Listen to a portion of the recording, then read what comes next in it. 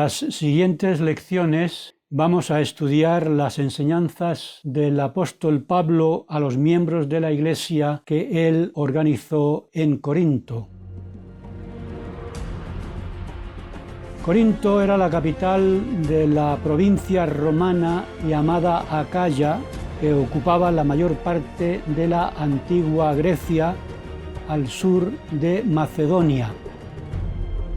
Como un gran centro comercial que generaba mucha riqueza, Corinto atraía gentes de todas partes del Imperio Romano, convirtiéndola en una de las ciudades con mayor diversidad de población de la región. En la ciudad había numerosos templos y santuarios, y la idolatría dominaba la religión y la cultura de los corintios, que además, en tiempos de Pablo, formaban una sociedad dominada por la inmoralidad. Durante su segundo viaje misionero, Pablo estuvo en Corinto 18 meses, predicando con gran dificultad. Después de grandes esfuerzos, logró que muchos de los corintios creyeran en su predicación y con los que se bautizaron, Pablo organizó una rama de la Iglesia. Más tarde, mientras Pablo estaba predicando en Éfeso durante su tercer viaje misionero, recibió noticias de los miembros de la Iglesia de Corinto y Pablo escribió una carta como respuesta a la que recibió de los miembros. Esta carta de Pablo se perdió y no aparece en el Nuevo Testamento la que debería haber sido la primera epístola de Pablo a los Corintios. Más tarde, Pablo recibió nuevas noticias informándole de los problemas que estaba teniendo la Iglesia en Corinto. La respuesta del apóstol a estas nuevas noticias se conoce como la primera epístola de Pablo a los Corintios, aunque en realidad era la segunda que les escribía. La pérdida de parte de la correspondencia entre Pablo y los santos de Corinto nos obliga a imaginar o a adivinar qué preguntas o qué problemas trata de resolver Pablo en esta epístola a los Corintios. No conocer exactamente las preguntas que le hicieron o los problemas que le plantearon dificulta entender o interpretar adecuadamente las respuestas o soluciones que Pablo escribe en esta epístola que estamos estudiando.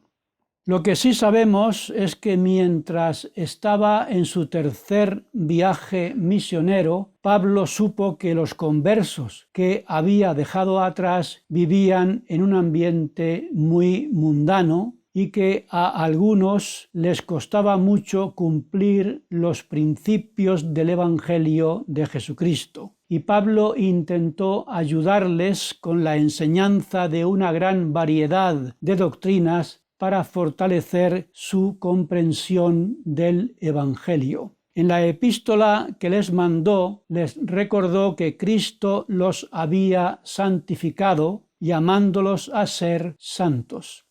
Entre las cosas que le contaron sobre los conversos de Corinto, Pablo recibió un informe de un grupo de santos que se reunía en la casa de Cloé, una mujer de gran prestigio en la rama de Corinto, sobre algunos problemas que estaban teniendo los miembros de la Iglesia. Uno de estos problemas era que los miembros de la Iglesia estaban divididos en grupos separados según la persona que los había bautizado, diciendo unos: yo soy de Pablo, y otros: yo soy de Apolos, y otros más decían: yo soy de Cefas. Y Pablo los amonestaba diciéndoles: ¿fue crucificado Pablo por vosotros? ¿Se os bautizó en el nombre de Pablo? Y añadió: Doy gracias a Dios de que a ninguno de vosotros he bautizado, sino a Crispo y a Gayo, para que ninguno diga que lo bautizaron en mi nombre. También bauticé a la familia de Estéfanas y no recuerdo haber bautizado a alguien más. Ciertamente no deberíamos pensar que somos más que otros solo porque nos haya bautizado alguien que nos parezca más importante en la Iglesia, porque el bautismo es igual de válido si nos bautiza un presbítero que si lo hace un apóstol. Pablo tampoco caía en la tentación de considerarse superior o inferior a los demás por haber bautizado a más o menos personas que otros, un error que algunos misioneros podrían cometer. Pablo decía: no me envió Cristo a bautizar, sino a predicar el Evangelio, y no con sabiduría de palabras. Y no es que el apóstol diera poca importancia a los bautismos, sino que Pablo predicaba y dejaba que otros bautizaran. Y eso era lo que hacía Jesús, que no bautizaba a tantos como sus discípulos porque él lo permitía para darles ejemplo, prefiriéndose los unos a los otros. Algo parecido ocurría también en el principio de la Iglesia en Madrid, en España, que fue donde me enseñaron a mí los misioneros en el año 1970. En aquella época los misioneros se encontraban y enseñaban y después escogían de entre los miembros de la rama quienes deberían bautizar y confirmar a sus conversos para crear conexiones entre los miembros y favorecer así la unión entre ellos, que es lo que Pablo estaba tratando de conseguir en Corinto. Eso es lo que hicieron conmigo los misioneros que me enseñaron. Escogieron de entre los miembros de la rama a 2 hermanos para mi bautismo y confirmación, y entre el hermano que me confirmó y yo se desarrolló una gran amistad. De manera que cuando años después él se apartó por un tiempo de la Iglesia, la conexión que había entre los dos le ayudó a volver. Y poco antes de morir, estuvimos juntos en el Templo de Madrid en su reconciliación completa con el Señor y con su Iglesia. Aquello fue una experiencia que nos fortaleció a los dos y que nos llenará de gozo cuando nos encontremos y la recordemos juntos en el mundo de los espíritus. De la misma manera, 2 años después de mi bautismo, los misioneros me pidieron que confirmara a una joven que se iba a bautizar.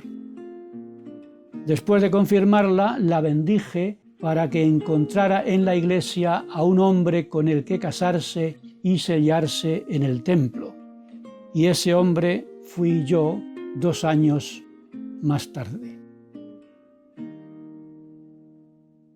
Y como digo, el apóstol Pablo se centraba más en la predicación del Evangelio de Jesucristo, porque supo que durante su ausencia empezaron a dejarse desviar de sus enseñanzas por la sabiduría del mundo, contra la cual habló Pablo a los corintios. Cuando Pablo habla contra la sabiduría del mundo, se está refiriendo a las erróneas enseñanzas de la filosofía de su época. El apóstol no está hablando contra la necesaria formación académica, de cuya importancia encontramos numerosos comentarios en las Escrituras. En los Proverbios, por ejemplo, se nos manda adquirir sabiduría y se nos enseña que la inteligencia es la mejor de las posesiones. En la revelación sobre la palabra de sabiduría, el Señor nos dice que uno de los frutos de cumplir con este mandamiento es que hallaremos grandes tesoros de conocimiento, conectando la salud física con la salud intelectual. Hoy se habla mucho de la inteligencia emocional, que estudia el poder de las emociones en la mente, o de la relación entre los sentimientos y la razón. En las Escrituras se habla de la inteligencia espiritual o de la conexión que hay entre la mente y el espíritu. Pablo enseñó sobre esta inteligencia espiritual lo siguiente: nosotros hablamos con una sabiduría que no es de este mundo, sino que es de Dios. Nadie conoció las cosas de Dios, sino el Espíritu de Dios, que todo lo escudriña. Nosotros hemos recibido el Espíritu que viene de Dios para que conozcamos lo que Dios nos ha concedido. Y de esto hablamos nosotros, no con palabras enseñadas por sabiduría humana, sino con las que enseña el Espíritu, acomodando lo espiritual a lo espiritual. Porque el hombre natural no percibe las cosas que son del Espíritu de Dios, porque para él son locura, y no las puede entender, porque se han de discernir espiritualmente. El hombre espiritual juzga todas las cosas, porque tiene la mente de Cristo. Hay una relación indudable entre los 4 aspectos de nuestro carácter: lo espiritual, lo intelectual, lo emocional y lo físico. Y para predicar eficazmente el Evangelio necesitamos desarrollar de forma equilibrada estos 4 aspectos de nuestra personalidad, que nos ayuda a comunicar nuestro mensaje del Evangelio y a establecer relaciones de confianza con las demás personas. Pablo era un hombre con una gran formación, habiendo estudiado con Gamaliel, el gran doctor de la ley, y estaba preparado para debatir con los filósofos griegos, como leemos que hizo, con los epicúreos y con los estoicos en el Areópago de Atenas. Estas 2 escuelas formaban la principal corriente filosófica de aquella época, enseñando las doctrinas de antiguos filósofos griegos como Heráclito, Platón y Aristóteles. Pablo debatió extensamente con estos filósofos griegos en el Areópago, pero cuando les habló de la resurrección, perdieron el interés. Por eso leemos que Pablo quiso centrar su predicación no en los debates públicos sobre los grandes temas de la filosofía, sino en lo que él llamaba la predicación de la cruz de Cristo, es decir, la predicación sobre la expiación y el plan de redención. Y lo anunciaba a los corintios diciendo: me propuse no saber entre vosotros cosa alguna sino a Jesucristo y a este crucificado.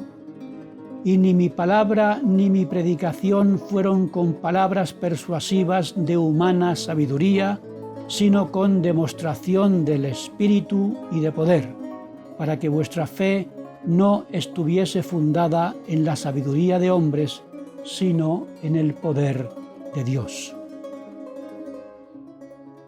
De la misma manera, al compartir nuestro conocimiento y nuestro testimonio del Evangelio, debemos hacerlo humildemente para que el poder del Espíritu compense nuestra ignorancia y nuestra debilidad. Porque, como enseñó el apóstol Pablo, no sois muchos sabios según la carne, ni muchos poderosos. Pero lo débil del mundo escogió Dios para avergonzar a lo fuerte, para que nadie se jacte en su presencia, sino que el que se gloríe lo haga en el Señor. Como ya he dicho, los santos de Corinto tenían problemas con la desunión y también con las doctrinas falsas y los pecados de inmoralidad que abundaban en la sociedad. Y Pablo les escribe sobre varios temas doctrinales, tratando de enseñarles cómo se aprenden las cosas de Dios. Pero en esta epístola Pablo muestra su desilusión al comprobar que los santos de Corinto no estaban preparados para recibir sus enseñanzas, diciéndoles: hermanos, no puedo hablaros como a personas espirituales porque todavía sois carnales. Partes de esta epístola a los Corintios crean algo de confusión, Para entender sus palabras y enseñanzas debemos saber que Pablo estaba tratando de resolver en su carta problemas específicos de los corintios de aquella época y, como he explicado, nos falta información sobre las preguntas precisas que le hicieron relacionadas con estos problemas. Por ejemplo, en el capítulo 7, Pablo está respondiendo preguntas de los miembros de la Iglesia sobre el matrimonio. Y la respuesta de Pablo a esas preguntas ha hecho pensar a algunos que Pablo estaba soltero y que al decir quisiera más bien que todos los hombres fueran como yo, estaba diciendo que era mejor quedarse soltero que casarse.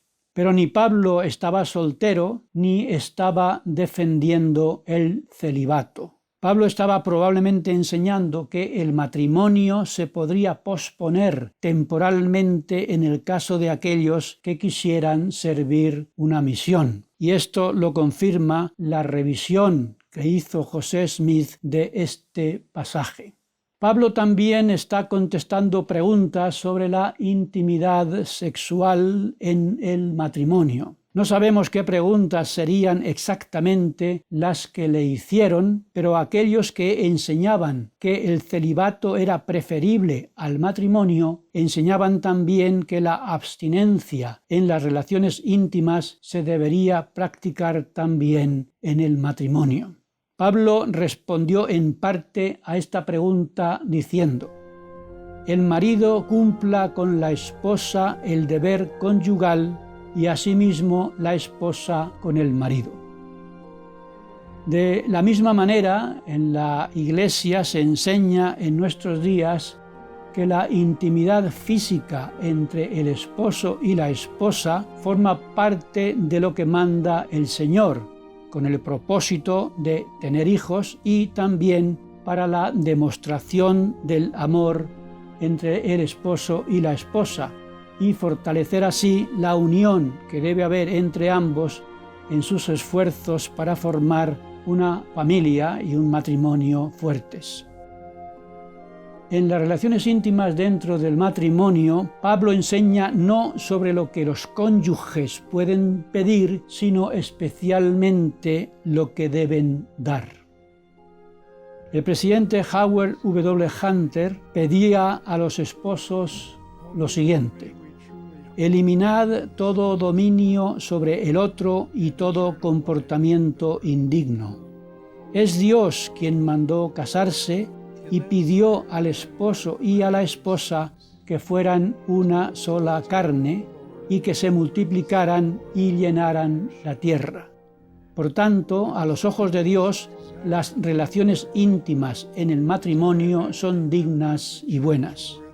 La ternura y el respeto, nunca el egoísmo, deben ser los principios que rijan las relaciones íntimas entre el esposo y la esposa.